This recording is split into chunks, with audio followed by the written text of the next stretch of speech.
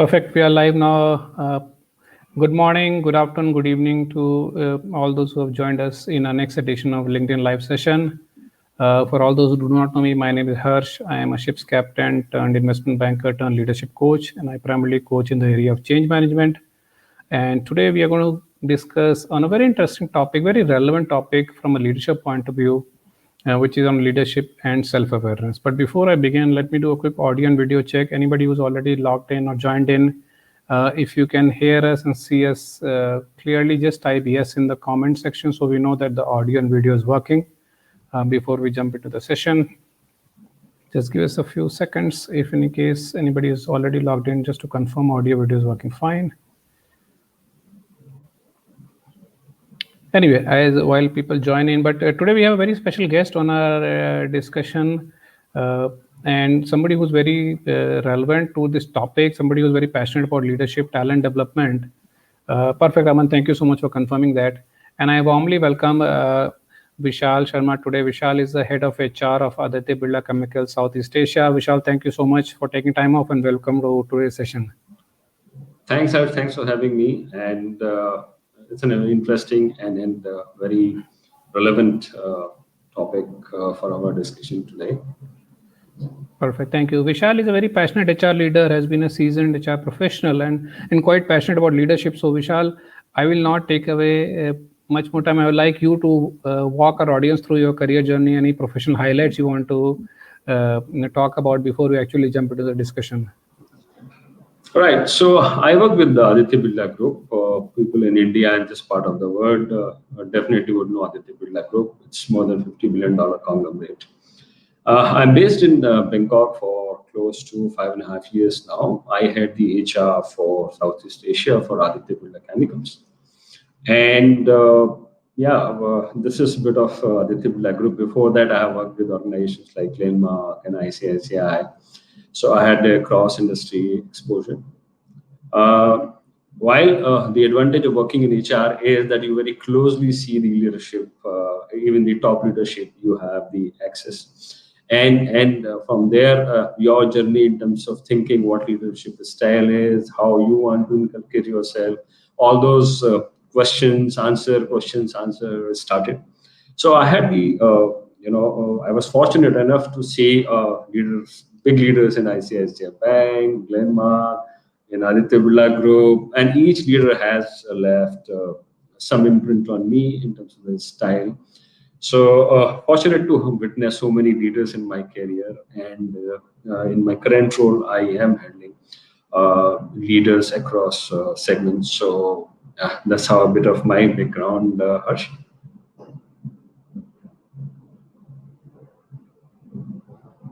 Vishal, your audio is coming intermittently. Can you just do a quick check? I don't know the others. I could just, sometimes it broke off in between. Anyway, let's continue the discussion. Anything you want to share, Vishal, which about yourself, which people do not know from your resume? Okay, so I had this quest in terms of long back, predicting behavior. Okay, and in terms of predicting behaviors, so I used to bet what would be the next action in these circumstances of this leader. Okay, and I had zeroed on certain predictive behaviors for a particular leader in different situations, and I used to see where I'm going wrong. Am I able to predict?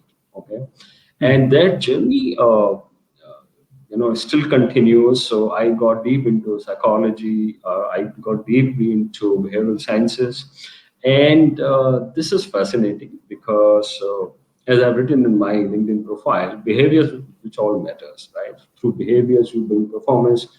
Through behaviors you bring a lot of things. So if you understand that, I think as a HR person, you have an absolutely up-to-date toolkit to face any challenge, any situation. And people who are in the HR community, they will tell you that no situation is same, and you need to have your toolkit ready to handle those situations without losing your calm, composure, and without getting angry or losing control over the situation. So I think that is my passion, and I'm still a student of these areas, and day by day, I'm increasing my weaponry in terms of understanding these issues. And so I think it will be very interesting to bring some angles of psychology and neurosciences in the whole notion of leadership, Right. right? So let me jump straight into the discussion. Is uh, obviously last 12 months has challenged the whole concept and practice of leadership in various ways, right? A lot of our assumptions, a lot of beliefs got challenged. So what is that you see on the ground? What are some of the things leaders are talking about today? What are some of the beliefs and notions which got challenged because of the current pandemic, in your opinion? Okay, so the first thing is nobody was prepared for this kind of situation, right? As you know, we call it a black swan event. So nobody was ready for this situation, and we were absolutely caught unaware. So starting from there, many organizations realized that business can be done through sitting in one place. Sales can be done through MS Teams or virtual mediums. And if sales can be done, then rest of the things can be done, right? So that was first learning. The second learning was organizations, the leadership team, they found themselves woefully inadequate to handle employee anxieties. Okay, uh, leadership teams, in some cases, they were prepared themselves, but to that extent, no. I don't think any organization was so ready that they would be having answers for all those anxieties. And information related to layoff and so on and so forth didn't really help. So that was the big realization that we keep talking about employee development and career movement. I think this taught us that employee development is fine, but employee safety, employee care takes a precedence over everything else. So that was a big, learning I had. And organization wide, we are seeing this trend. The focus is shifting. That how do we provide those, let's say, psychological safeties, those care, those mental care, which so far has been, kind of lip service, but now it is coming to the center stage. I think that was phenomenal change, which at least I can see around here that is happening.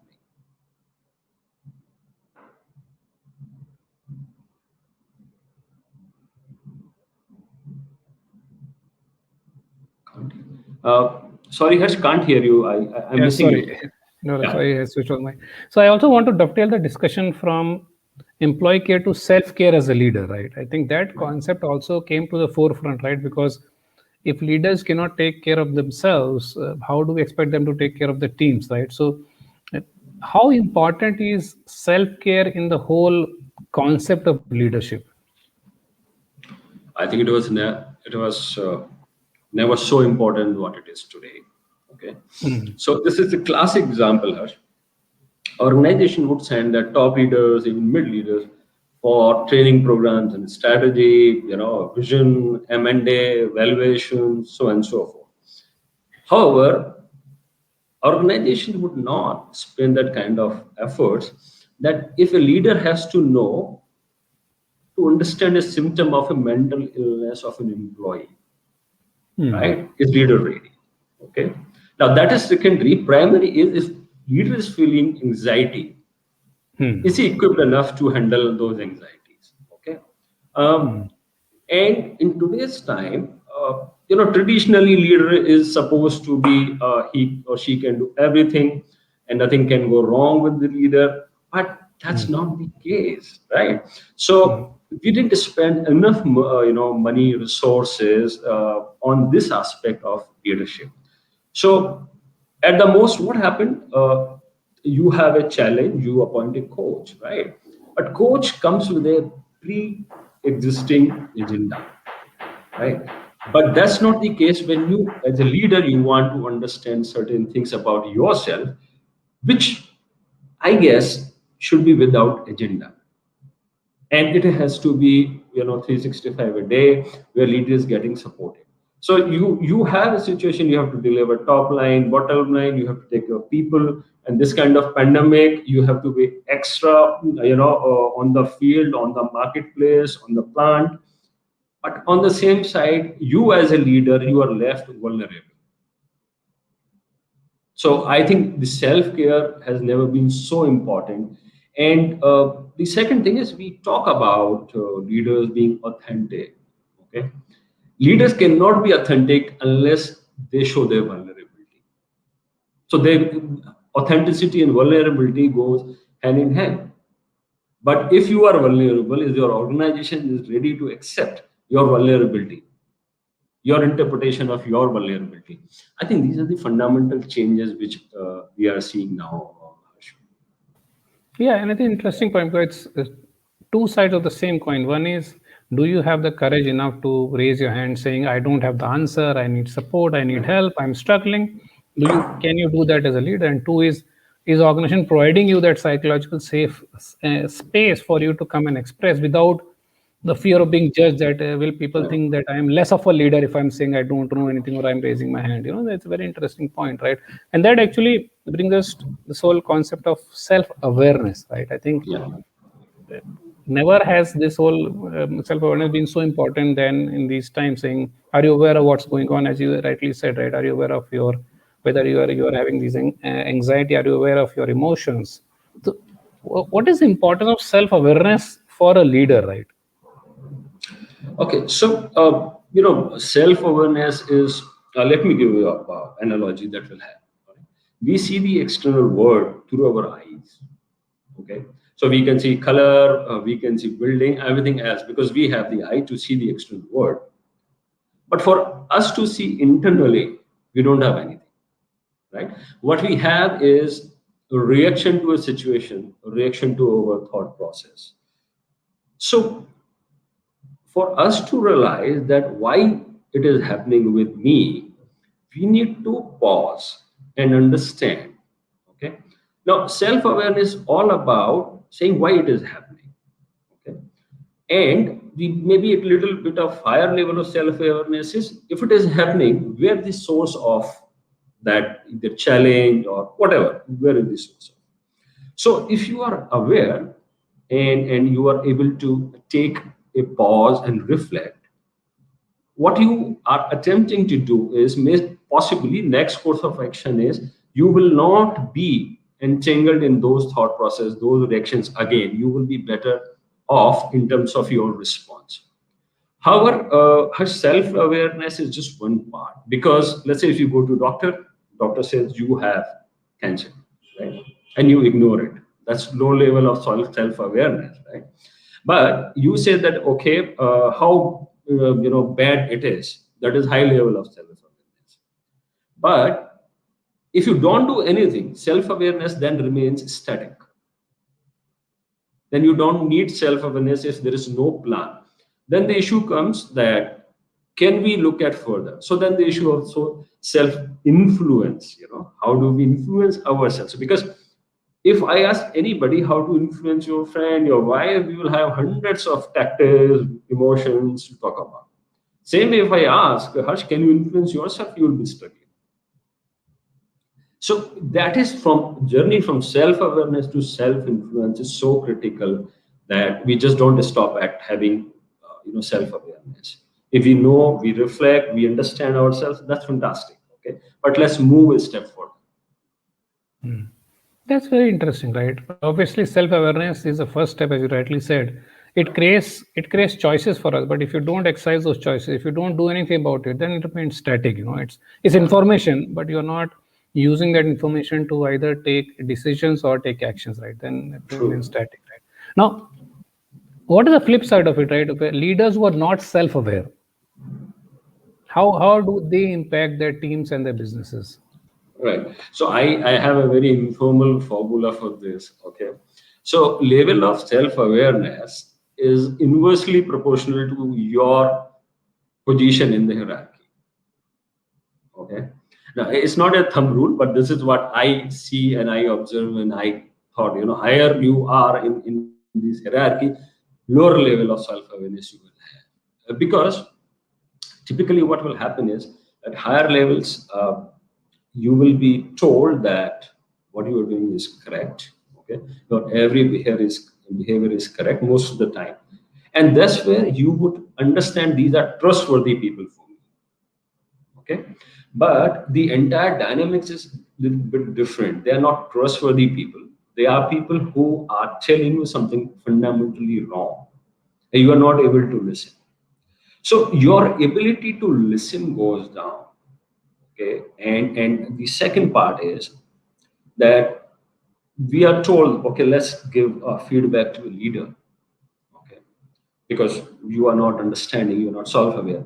Feedback has a very defensive mechanism built into it. Okay, and leader who are low on self-awareness, that's the last thing you would want to that to give them feedback. And why I say this, because the moment there is a feedback, there is a justification process, and those justifications will come. It's like, barrage of justification. So your feedback will be swayed by the amount of justifications you will receive. So you don't listen. Okay, you want to listen what you want to listen. Okay, and in absence of self awareness, your only source of data is others, what others are saying. And in top leadership, others are your immediate team members. So you can have a team member telling you something which you will not listen, because it is not what you have been made to believe by others in your journey as a leader. So you will lose out on the quality of observations from your team if you are not self-aware, and your decision making absolutely will be faulty.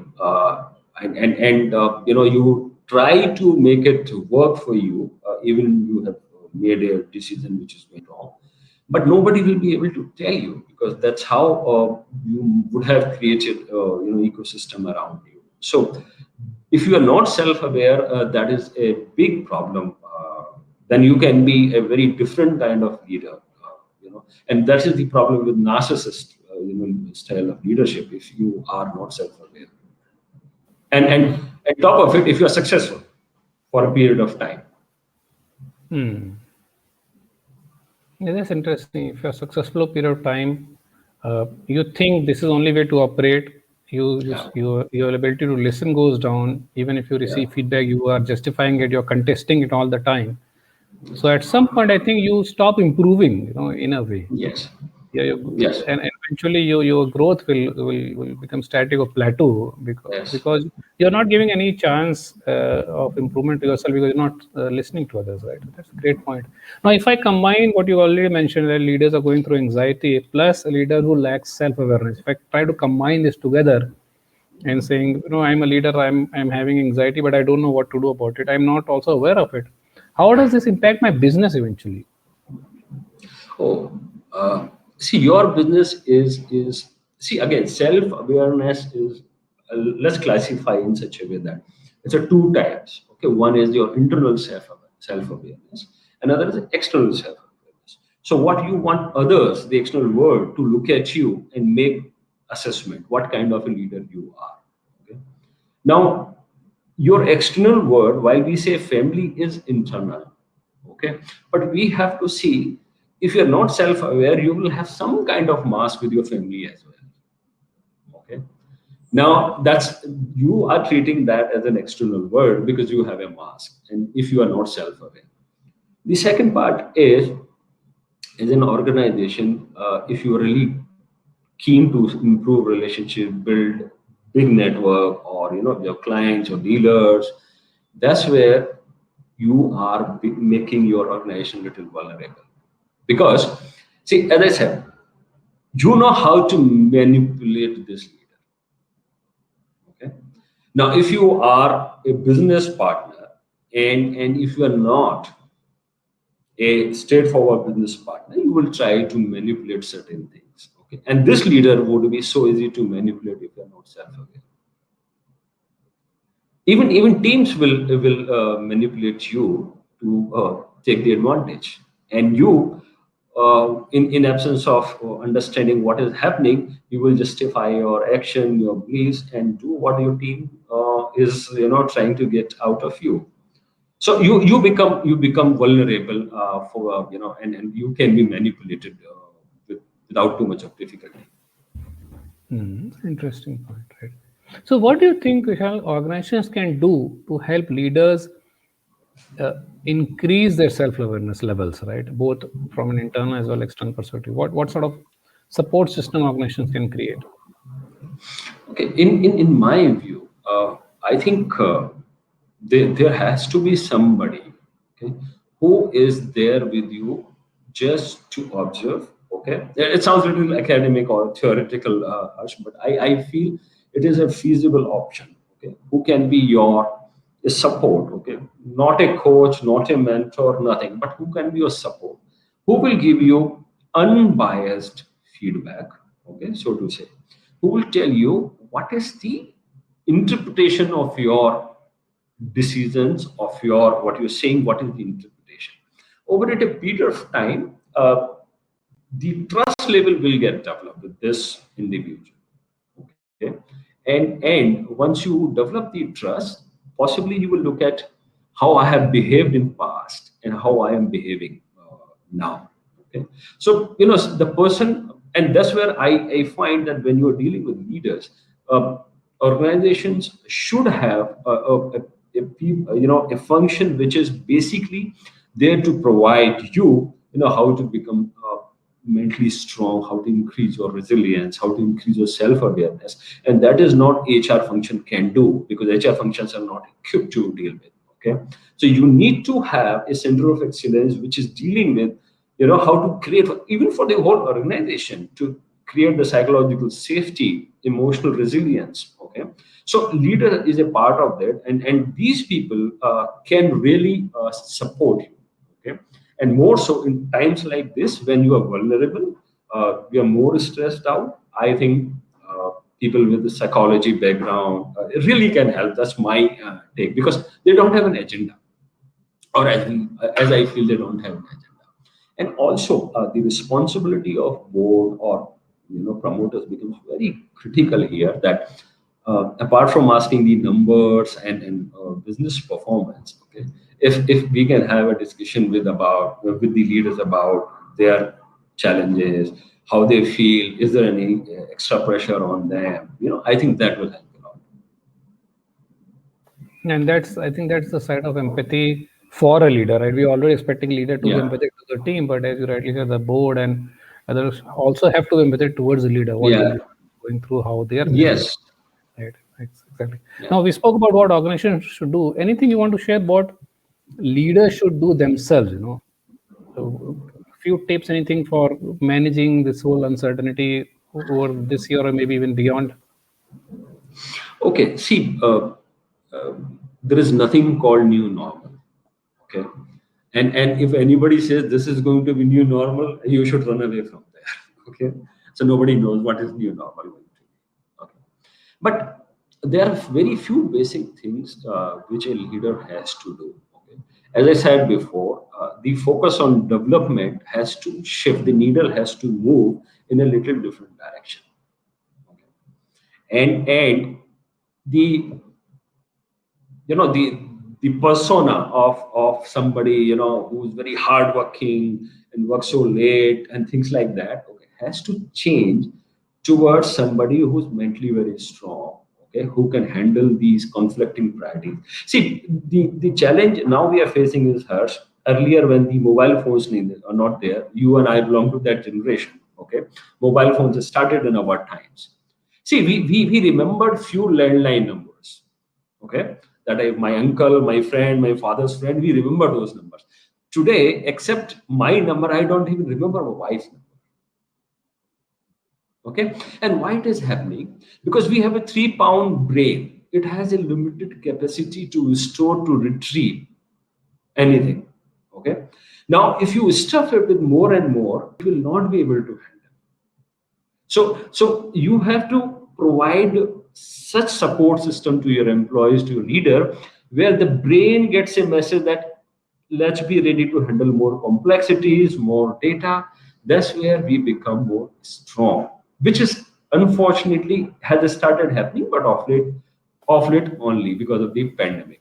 So leader has to create a very strong mental organization where employees have that resilience that yes, we can handle any situation. Code was just one of them. I think focus has to shift from development, employee engagement. Yes, they are very important, but from there, building a mental resilience, emotional resilience is something which is very critical in the days to come. Yeah, that's a great point, and the analogy around how much capacity a brain has and what we can take. And I always talk about in coaching is if your cup is full, you can't put anything more in that cup. You have to make sure from Yes, time to time you empty the cup. Only then something new can go in, right? Otherwise, nothing new can go in. Perfect. Thank you true. so much for sharing that insight. Now, while we wind up, Vishal, anything you want to share from your personal learning? What has been your biggest learning in the last 1 year, let's say? Okay, so for me, I think when I saw what is happening around, okay, uh, top leaders is another expectation which I thought became not expectation. The mandatory thing is they have to be very courageous. Okay, and like in my case here in Thailand, I never had a single day of work from home. Every day I was traveling to my manufacturing units. And why? Because our people were working all three shifts, and everything was happening the way it was, the business as usual. Okay, and that's how our teams here, the top leadership team, showed that courage. Okay, they wanted to go backwards, but they thought, no, I will not go backwards, we go forward. Okay, so heart was saying go backside, but mind was saying go forward. So that is the challenge, and then the struggle, and the come out as very courageous. I think that was the biggest learning. A human being can be so courageous, in terms of crisis. That Hmm. was my biggest learning, which I witnessed from my eyes, being on the ground. I think was the biggest learning. Perfect. Thank you so much, Vishal, for sharing all your experiences and your wisdom and insights around self awareness, self care, and what organization support is needed for leaders. We'll now quickly open up for any questions if the audience have. Sure. All those who've dialed in, if you have any specific questions for Vishal or me, if you can just type in the comment section, we'll pick up. If not, then you can keep on typing your questions, and we'll pick up after the live session, and me and Vishal can answer them, later on as well. I like your analogy of remembering phone numbers. I remember that not only phone numbers, I would also remember the vehicle numbers of all my Yes. friends. You would just know the exact vehicle number. You know that, right? Yes. Because it was far and few, but I think it's a great way to say how far we have come, and mental, how much mental strength is important in these times. Yeah. Perfect. I don't see any specific questions, but maybe we'll keep a watch on the questions as people watch the session over time, and Sure. we can respond to the questions offline as well. But Vishal, thank you so much for taking time out and joining us all the way from Thailand and sharing your experiences and your journey and your learnings. I am sure all the audience who tuned in and who will watch the video have a lot of takeaways for that, both at a leadership level, also at an organization level. So thank you so much for joining us today. Thank you, Harsh. Thanks for having me. It was a great conversation talking to you. And I feel those who are present on this session, I think they can continue their study. If they can lay their hands on resilience and what is self-awareness, they will personally be benefited. That's my humble submission. Perfect. Thank you. And thank you for all those who already Right. tuned in. And do share your questions and comments as you watch the session later on as well. Thank you so much and have a nice day. Right. Thank you. Thank you, everybody. Thank you. Thank you, Harsh.